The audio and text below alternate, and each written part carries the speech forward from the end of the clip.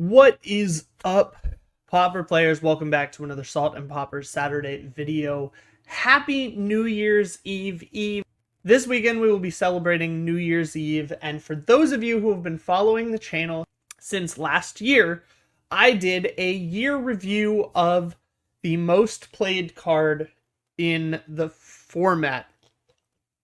For those of you who haven't seen that video, I will link it up above. Go ahead and check that out. We did a deep dive into the history of Burn in Pauper, but this year I wanted to do something a little bit different, and instead of taking a deep dive into an individual deck, we are going to take a review of the entire year of the Pauper format. So I have gone through and compiled a list of every major tournament winning deck. This are only going to look at the first place decks, but we are going to take a look at the entire year and every landmark event that happened. So buckle up. Let's jump into the review of the 2023 Pauper year.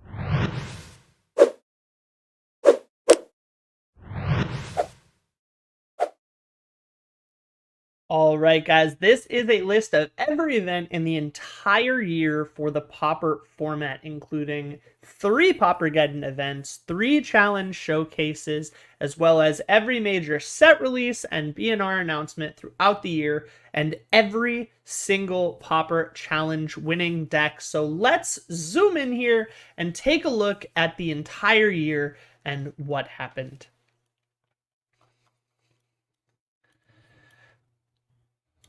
All right, starting on January 1st, this was the very first Pauper challenge of the year, and Izzet Fae 1. This is a red-blue tempo deck using the power of the fairy tempo creatures with Lightning Bolt and the red monarch creatures to control the board and provide tempo and power throughout the game to close things out. Followed quickly by a win for Coggates. This is the first win for Coggates of the year. Coggates, of course, the Azorius, splashing several colors. Sometimes it splashes red, sometimes it splashes black. For the purposes of this list, I've labeled them just all as Coggates decks. Next up, we have that Sunday challenge, January 7th. This was the first win of Grixis Affinity for the year, followed by the next Saturday, January 13th, another win from Grixis Affinity. Now, this follows the Dominaria Remastered release in paper, which was January 12th. So Grixis Affinity off to a very strong start for the year with back-to-back wins there in the middle of January. That Sunday, January 14th, was the first win of Mogwarts, otherwise known as the Red-Black Goblin combo. This is an infinite mana combo available in Pauper.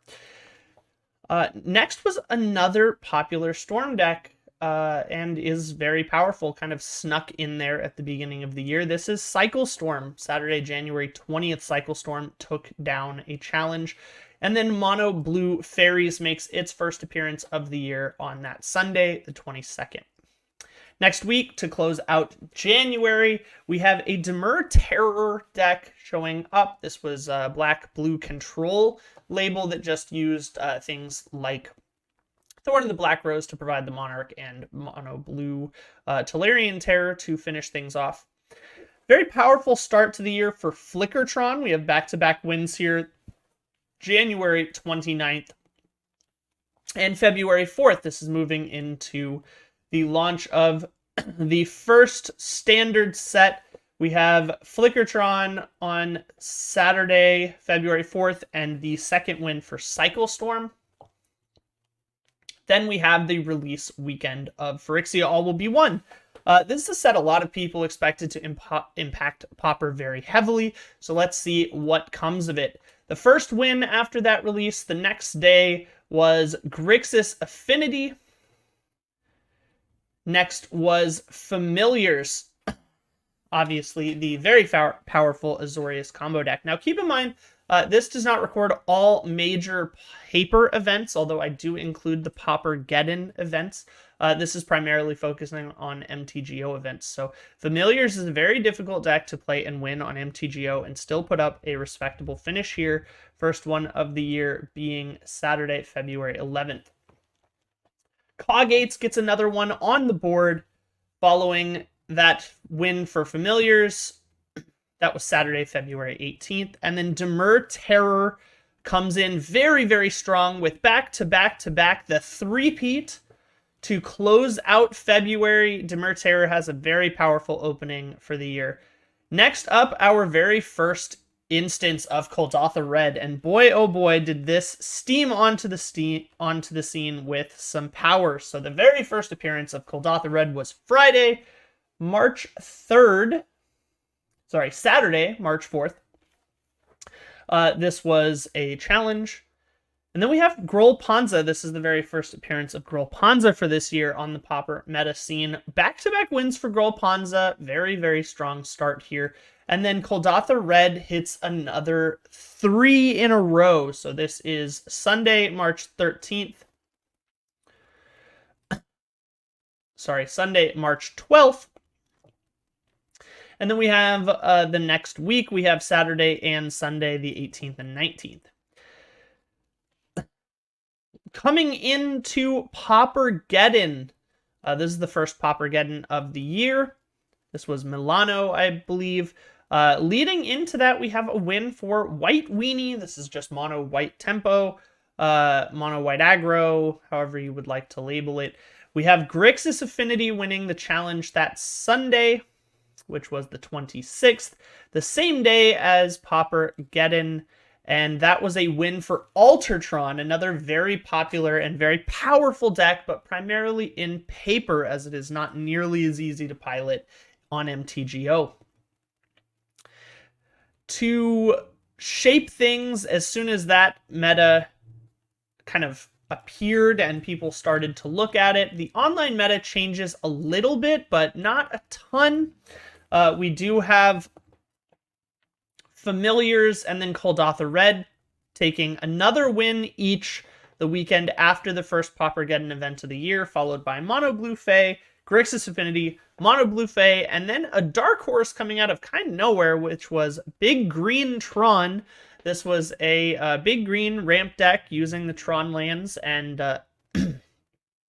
using the Breath Weapon board wipe to clear out all of the Kuldotha tokens and Fae flyers, and stole a win there on Sunday, the 16th of April. The following week, we see the release of March of the Machine.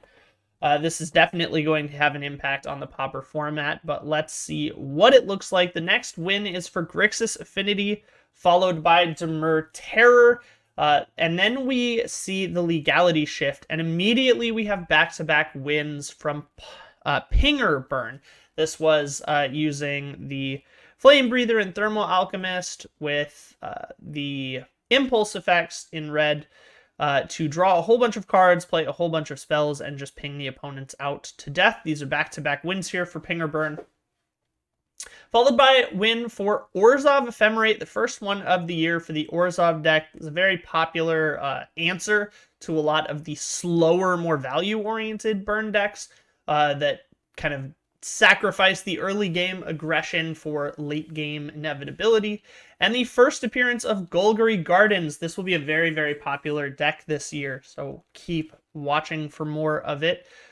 These appear right at the beginning of May, followed by a win for Mono Blue Fae, kind of consistent throughout the early start of the year, and another win on the board for Fae here, followed by a showcase win for Boggles, the very first win for Boggles of the year, and then another win for Grixis Affinity. Grixis Affinity by far having the best year of any deck on the list in terms of challenge first places.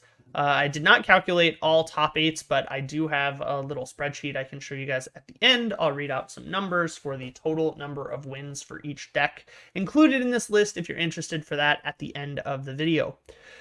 Following up, we have a win for Groll Panza and another for Grixis Affinity, and then we start to see Gardens really take over here. This is at the end of May into June. We have Golgari Gardens, Demur Fae, Golgari Gardens again, and then Boros Bully steals a challenge that Sunday, Following that, we have another Golgari Gardens win, a Demur Terror win on the Showcase, and then another Grixis Affinity win. Next up, we have Pauper in Pisa. This was the middle of the year, June 17th, 18th, and 19th, I believe. And this was inevitably a win for Grixis Affinity in paper. This was a big win for Grixis Affinity, followed by 2 more wins that weekend, both challenges dominated by Grixis Affinity. Big showing for that weekend for Grixis Affinity. After that weekend, going into the next weekend, we see the release of Lord of the Rings Tales of Middle-earth premium set. This brought a whole lot of new food and control tools, as well as some good artifacts, like Lembas, things of that nature.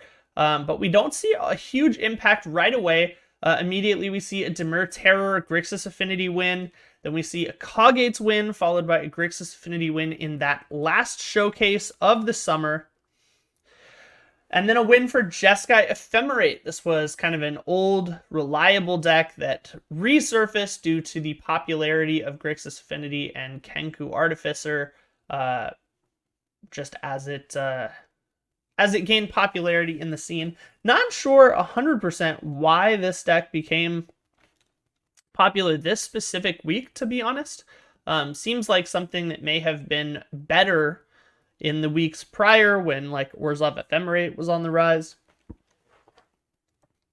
But I suppose decks with sacrifice outlets, specifically the Golgari Gardens and the Ephemerate decks, are better against the 3/3 indestructible lands, so things like Defile are definitely very good in that matchup. Makes some sense that it would pop up here when we have a little bit of a fall off in the control decks and a big surge of this Grixis Affinity deck as it can go late game with them. We have a response to that with Kagates, very consistent throughout the year here. Another win for Kagates and Grixis Affinity going into the beginning of July. And then our first instance of Red Prowess. This was Monastery Swiftspear and Dwarven Forge Chanter using things like Lava Dart and some cheap flashbacks and cheap burn spells to really blitz out the opponent before they had a chance to stabilize. This was a very fast deck, followed by Kuldotha Red, another variant of the red decks. This was kind of the rise of the blitz decks in the halfway point of this year. This was really just as a response to the Grixis Affinity domination, as it didn't have a ton of life gain tools, and a lot of them had cut the Krark Clan Shamans from the main board to deal with other type decks like Kagates and things like that, since they're not super effective against flyers. So all of a sudden, these red decks blitz out some quick wins that weekend and have a very strong showing. Izzet Terror is next up. This is the only win, I believe, for Izzet Terror on the meta, but on the meta report for this year.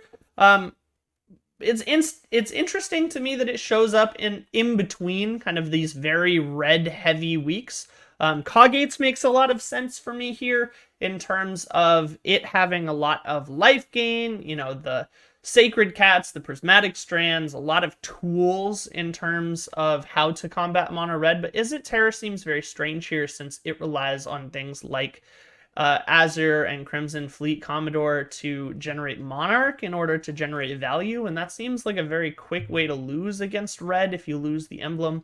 But it was running a lot of mid-range tools such as Breath Weapon or Fiery Cannonade, so maybe it just had enough to deal with a lot of the quick red decks and was able to stabilize with those Tolarian Terrors.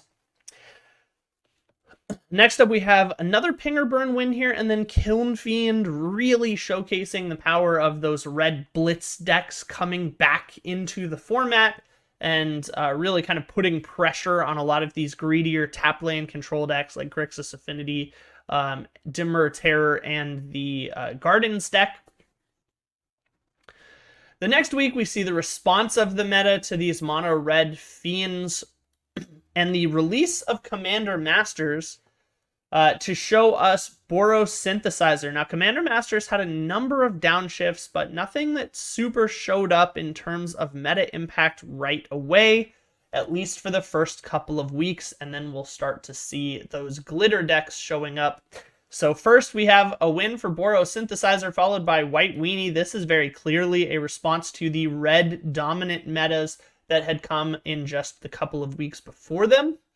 Boro Synthesizer, obviously very resilient to things like Clark Clan Shaman. It also has a lot of value generation, so it can go longer against some of the control decks, but really it's relying on its things like Helix, some of its mono-white life gain opportunities. Boros Bully also shows up this week, just not in first place. Then we have White Weenie, same kind of situation, relying on life gain and longevity to kind of outlast these red blitz decks. Girl Panza shows up next. This is likely to combat the gates that were starting to be played more and more against these red decks. Girl Panza very, very good against both gates and familiars. Really punishes those type of decks, and in general just has a good matchup against a lot of the tap land control variants. So makes some sense to see that coming here as a response to these more mid-range value-focused decks that were trying to outlast the burn. All of a sudden, Panza starts preying on things like Boro Synthesizer and forces more bridges to be played to be kind of not dead to Panza, which opens the door for these mono-blue terror decks. These mono-blue terror decks sweep onto the scene. Of course, with Commander Masters, we have the downshift of Cryptic Serpent. This gives us access to a mono-blue terror deck to replace a lot of those Demur terror decks that had been doing well previously.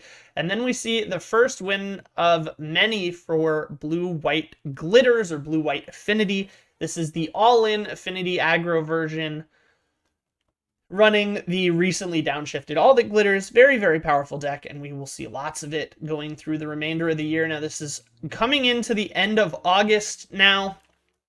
Golgari Gardens, another glitters deck. Now, Golgari Gardens is a very good deck against All That Glitters, so it makes sense, as well as against the terror decks, sacrifice outlets, sacrifice effects, things like that, as well as lots of value generation, and one-for-one removal is quite good against both of these variants. So Golgari Gardens having a very good showing this week and the next makes some sense. We have a almost back-to-back finish for Golgari Gardens here, and then we have an Elves win, which kind of comes out of left field. Not 100% sure what opened the door for Elves that week, to be totally honest with you. Really interesting to see it take a challenge win that Sunday. Next, we have the release of Wilds of Eldraine. Wilds of Eldraine, of course, gives us access to some of the new adventure cards, and in general wasn't super impactful, but it definitely had some good cards. So next, we have Kiln Fiend and Mono Red Prowess. Typically, after a set release, you see the format shift to an aggro sort of strategy. Really interesting for the Lord of the Rings one, but I guess that wasn't super impactful for Pauper. So the Commander Masters downshift, you see some people trying out some aggro strategies. The Wilds of Eldraine release, you see some aggro strategies. We back up to March of the Machines, we see another very aggro-focused week. So that seems to be a pretty recurring theme here. After release of a new set, we have a week of aggro decks. It seems to be the comfort of people just trying to feel out the format. You just try to blitz things out while people test other stuff. Next, we have a win for Golgari Gardens, followed by a back-to-back-to-back, a hat trick of mono blue terror decks.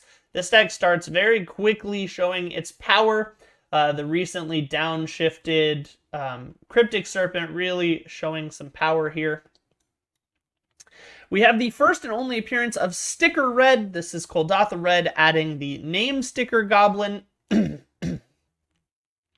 Very powerful deck. Surprised we don't see more of it, to be honest. But we do see a lot of other red variants showing up. And then followed by another White Weenie. This is likely in response to the plethora of mono-colored decks showing its power in the weeks beforehand. Both Kiln Fiend, Mono Red Prowess, Mono Blue Terror, and Sticker Red all kind of get very aggressive, very all-in-y, and rely on combat. So the Prismatic Strands from White Weenie get very, very good very quickly. Next, we have back-to-back wins for Blue-White Glitters.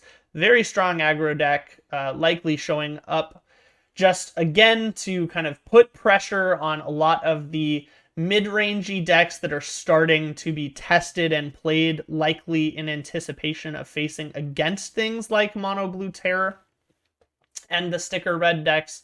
The deck just is very, very strong and very fast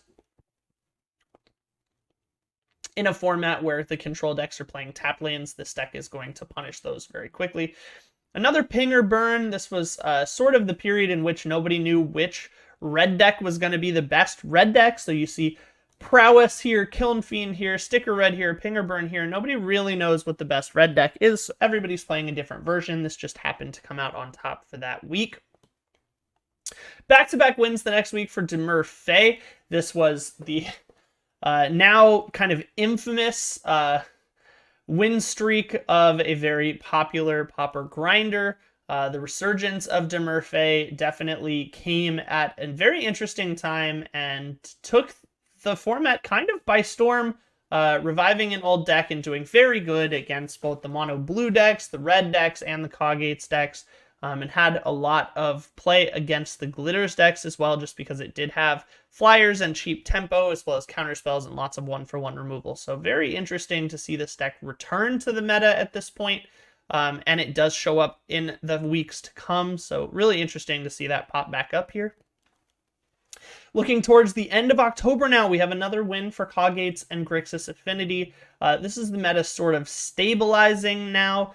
We've seen people test the few new cards we got from Doctor Who, but there wasn't really much. But really, this is kind of the end of the stabilization and testing period for Wilds of Eldraine. And the downshifts from Commander Masters still making a very powerful showing here. That brings us to the end of October and into the early November and holiday season. We see Demur Fey still putting up good results, followed by Coggates, another Grixis Affinity win, and Mono Blue Terror win. This is kind of the big four of the meta at that point. Then we see another Demur Fey win, so definitely putting up some numbers here, and followed by a Kuldotha Red. Now this follows the Lost Caverns of Ixalan release into the format, which gives us a whole ton of things to play with, namely Tithing Blade and Goblin Tomb Raider. These were two of the most highly anticipated cards and probably best cards to be released from that set. And the final Paupergeddon of the year win for Jeskai Glitters, which was a combination of Boros Synthesizer Tempo deck with the blue-white Affinity deck. Very, very strong deck. And that first makes its appearance here. We have a win for Kuldotha Red. This is the true Kuldotha Red. This is the stabilization with Swift Spear running the 3 to 4 Bushwhackers and the really go kind of wide very quickly. 6 impulse effects on average. This kind of the standard Kuldotha Red version that we are all familiar with now. This was its first real win when the format kind of stabilized and decided this was the best red deck, and people stopped running the name sticker Goblin as like an accelerant to burst out in the red deck, just because everybody at that point knew to just kill the Goblin to deny them mana. We have Golgari Garden still putting up good numbers, as well as a Glitters finish here. And this is the end of November coming into the holiday season. Starting off December, we have a win for Boggles. This is likely to respond to a lot of the aggro decks because it has several life gain sources. And it's just a reasonable matchup into things like Kuldotha Red and Glitters because it can out-heal their damage potential. Followed by Demur Terror. Not really sure why Demur Terror showed up here. Not really sure why Demur Terror showed up here, of all places. But the next thing we have happen to the format is Swift Spear is banned. All of a sudden, Swift Spear is banned. This happened on December 4th for the BNR announcement. And pretty immediately, we see exactly 0 impact. So next up, we have a Glitters win, followed by a Walls combo win, and then 2 Kuldotha Red wins. So the deck is definitely not off the map. Followed by a Mono Blue Terror win. This was Christmas weekend. And then we have a Coggates win reported as of this afternoon on December 30th coming into the new year. So that is everything that happened and the full metagame report for the Pauper scene of 2023.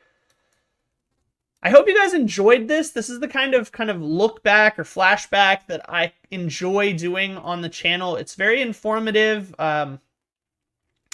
Hopefully this gives you some idea of what was happening throughout the year and the meta, and look at some interesting trends to observe. All the decks that were played and put up first place finishes in all of the major challenges, showcases, and major paper tournaments in kind of correlation to when and where all the set releases are. Really interesting to lay it out and look at it in terms of a timeline like this. So I hope you all enjoyed it. Finally, I did promise we would take a look at the spreadsheet, which is the total wins for each deck recorded on my timeline here. This is Grixis Affinity at 17 wins. Nothing else is even close. The next highest is Coggates at 9. So if there was any debate about what deck had the best year, it was absolutely Grixis Affinity. I hope you all enjoyed this video. Happy New Year, and let's see what 2024 has in store for the Pauper format. As usual, guys, thank you so much for watching and spending your weekend with me. Don't forget to like and comment and subscribe if you haven't. I would really appreciate it, and it helps the channel grow. As usual, guys, goodbye forever, unless I see you next time.